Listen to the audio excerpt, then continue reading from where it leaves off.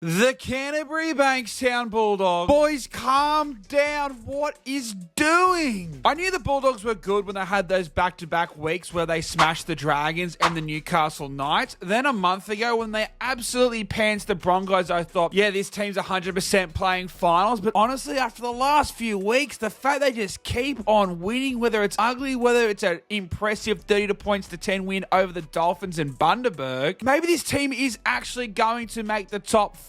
And look, they only need the Cronulla Sharks to drop one game. And then, well, they've got Manly in the second last round. And then Manly have the Sharks in the final round. So it's very possible they do make top 4 if the Cronulla Sharks fall off. And to be honest, they probably deserve to be 4th. I mean, obviously, you got the top 3. You've got Melbourne, who are clearly the best team in the competition right now. You've got the 3-time defending premiers in second. You've got the Roosters, who probably on paper have the best team in the entire comp. And I would be one of those people who've said for the majority of the season, that's probably up to those 3 in terms of who's actually going to win the comp. But out of the teams who could potentially upset one of those 3 big dogs, in terms of a team outside those 3 could go on a run, you'd probably make the argument the Bulldogs are number 1. Manly and the Cowboys probably have better rosters when it comes to on paper. And then the Sharks have been overall more consistent throughout the season. But the way the Bulldogs have been playing, from winning just 3 of their first 9, then they had that game at Magic Round where they still lost to the Raiders with 3 sin bins. Ever since then, ever since the rise of Toby Sexton, ever since the improvement of Connor Tracy moving back to fullback, they've won 9 of their past 11, and I can't see them losing anytime soon. And the best part is that you look at these teams, right? Whereas the Warriors last year, the Knights last year, all these teams that have big improvements out of nowhere, like the Broncos last year, for example, they all have these dips. They all have these games where they lose. Whereas the Bulldogs, they had a few of those at the start of the year, but ever since they've gone on this run, they just seem to be perfect every single week. The effort areas don't drop off. Their defense is consistently great. I mean, this is the number 1 defensive team in the entire competition. Last year, they were dead last,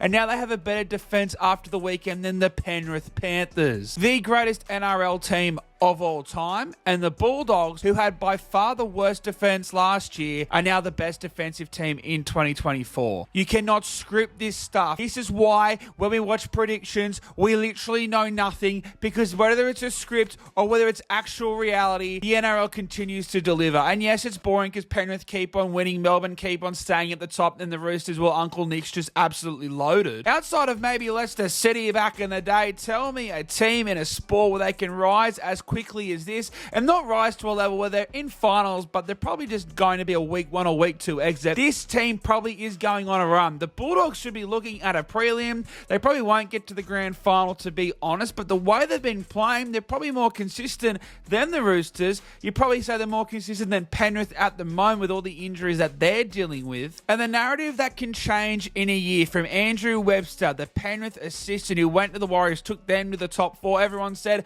why would you get Serrato when you could have had him? Serrato, the most hyped assistant potentially in NRL history, and we're all bagging him because Webster came in and took the Warriors to the top 4. A year later, the Warriors, well, they've done what all great rugby league teams who have one great year do and completely fall off a cliff, while Serrato has got the Bulldogs on the edge of the top 4. And the only reason they're not in the top 4 is Cronulla absolutely banked all those wins at the start of the year, and I know they're missing Trindle, I know they're missing Hines, but they look less than convincing, and the fact they haven't won a finals game in the past few years adds even more concern. It's one of the great rugby league turnarounds, and the fact that Belmore is getting behind it, I mean, call them bandwagon. I love seeing Belmore getting absolutely blown up. I love seeing cars absolutely get crushed because the Bulldogs fans are back. And to be fair, you can't blame them for disappearing. They've been god-awful for so long. They got their 13th win on the weekend, and they've won 13 games combined over the past 4 years. And if that was Manly, I'd be down DY absolutely blowing up cars. But Stephen Crine, either he is just one of the great bush poets that Billy Slater could only dream of being. What he has brought to this rugby league side is absolutely incredible. This is still a kid. This is still a guy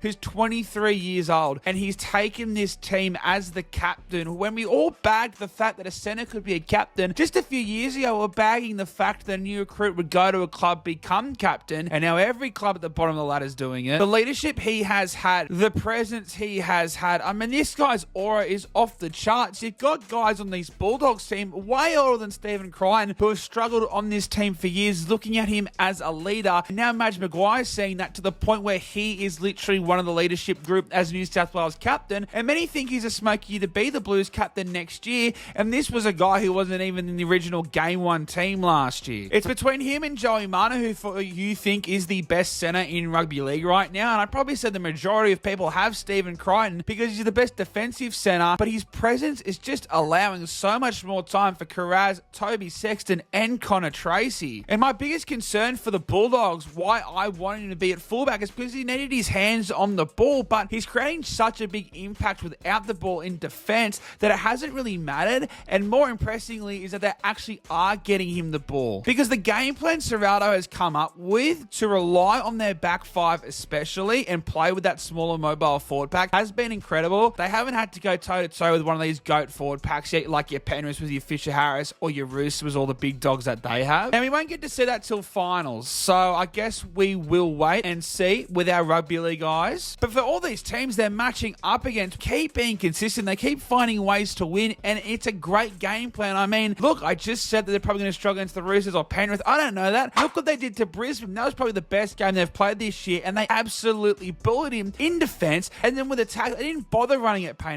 They didn't bother about running at Paddy Carrigan. They just thought, hey, we'll just go around you because you are too slow. And that's with a backline who didn't even have Josh Adokar. And forgive me, Fox fans, I love him. I love the Let's Trot. But Blake Wilson was doing such a great job. I actually felt bad that he got dropped. I thought Kiraz was good the last few years. He's taken his game to another level, and he's probably in the mix for a New South Wales backline spot next year, which is probably the most contested field when it comes to any sort of rep football position. Bronson Xerri has come back flying, and with the Bulldogs, you still look at this team on paper and you don't think, oh, they're not that good. Obviously, you got some players who, Matty Burton's probably one of the best 5'8" this year. Kickout on his day, while he hasn't been probably as good, he's playing a different role to what he did at Penrith. Still one of the best back rowers. Jacob Preston's a future State of Origin player. Reid Marnie's probably having his best career year, and he went to a grand final and played consistent, deep finals footy with the Eels. I know that's a handful of players, but when you're talking about Manly, who have a Turbo, who have a DCE, who have both Origin captains, because DCE and Jake Chavoy, which was Luke Brooks, has taken his game to a new level. You've got the Cowboys, who have all of these Origin players, the most Origin players on any team. But the Dogs are playing so much above their weight, and they're still sneaking up on teams. It's really like the Warriors last year, where you're just sort of waiting, don't really believe, you don't believe in consistency, but they just keep getting these guys, and they keep doing their job. Bronson Xerri's been amazing. Kurt Mann's been amazing. Shout out to Sam Hughes. Gus on Twitter's blown up trying to get a front rower. Sam Hughes has been outstanding. I got no doubt that he,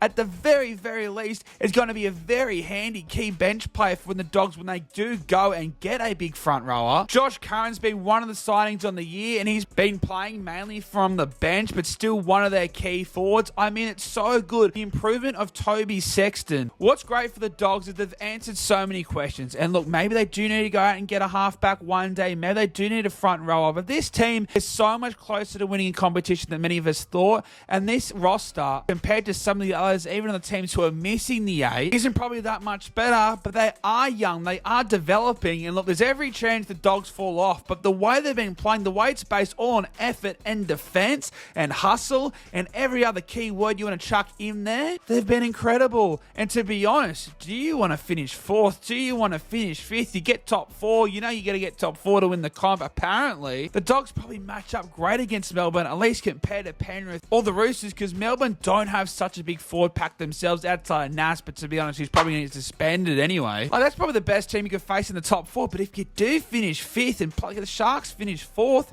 you get to have a home final at a core stadium, belt the crap out of whether it's the Dolphins or the Dragons, or if the Cowboys fall back there. Then you get to play the Sharks in week 2, who is an absolute dream, without being any disrespect to the Sharks fans, because that game's going to be at Allianz anyway, so the Bulldogs will probably draw a bigger crowd than the Sharks. Then you need to knock over one big dog to make the grand finals. If you make the top four, you know, you got to go over there, have that massive game against Melbourne. Now, if you win, you get the week off, but then you probably got to play, you know, your Penrith or your Roosters, the loser of that, maybe your Manly, if they can go on a run, who have a superstar roster. I think a prelim for the Dogs is very much in the question, because I just unfortunately don't see the Sharks doing anything, and maybe that is a poor oversight on me, because they do belong in the top 4, have been there all year for a reason. But the way this team has been playing, I don't think outside the top 3 there's been a more consistently good team. I know what I'm going to get from the Dogs every single week, and that's why it's been so easy for me to tip them every single week. If I sit there and look at it roster for roster on paper, you probably say that Manly should beat them 1-12. You probably say the Cowboys should beat them 1-12, maybe even 13 plus. Now look, I obviously would tip Manly, but for the rugby league neutral, of course you're going to tip the Doggies against either of those two teams because they've been consistently, while Manly are the only team to beat the top 3 teams all year, they've been consistently putting in poor performances against teams they should be beating, while the Bulldogs have literally been beating every single team that they can beat. Even against the Cowboys, it took a controversial call, which I probably thought was the right one, at Townsville for them to barely lose to the Cowboys. What Gerardo has done, I mean, he's a lock for Coach of the Year. Stephen Crichton is a lock for Captain of the Year. I will not hear otherwise, and to be honest, Stephen Crichton should honestly be there up in the Dally M's. I know it's based on Broats, it's based on these stupid voting points, whatever. Stephen Crichton is one of the best players this year, so is Matty Burton. The way Matty Burton has shut everyone up. Oh, I'm just a centre. Nah, mate, I'm one of the best sixers in the comp. This is one of the most spectacular turnarounds in history. I keep bringing up the Warriors last year and Newcastle, but this roster, they had no right to be doing what they're doing. Yes, they could have fought for a top 8 spot at best. People thought if they avoided the bottom 4 would be a great result. This team's pushing for top 4. After the year that was last year with Jacob Preston, without being any disrespectful towards him, because he's going to be playing for New South Wales, but in his rookie year, literally won every single award, and now without him, they've still been great because he's had a pretty injury-riddled year. Shout out to Gerardo, shout out the Dogs, shout out their fans. That's one of the great points. I hate bringing up the fact that, fan bases or certain teams for rugby league need to be going well, but when you see the scenes that the Bulldogs have had, and look, the Warriors had it last year, Brisbane had it last year, it's still great to see. It's still great to see the Doggies fans turning up. I wish they got more games at Belmore, but hopefully they can back it up next year. That'll be the real test, but we don't have to worry about that until March, because the Dogs, the NRL haven't put their stupid post up yet, but they're locked into finals footy, so get behind the Doggies in 2024, and this pattern thing might actually be real. But ladies and gentlemen, let me know what your thoughts are. How deep into the finals do you think the Bulldogs can go in 2024? Smash that like button, subscribe if you haven't yet already, and I'll see you in the next one.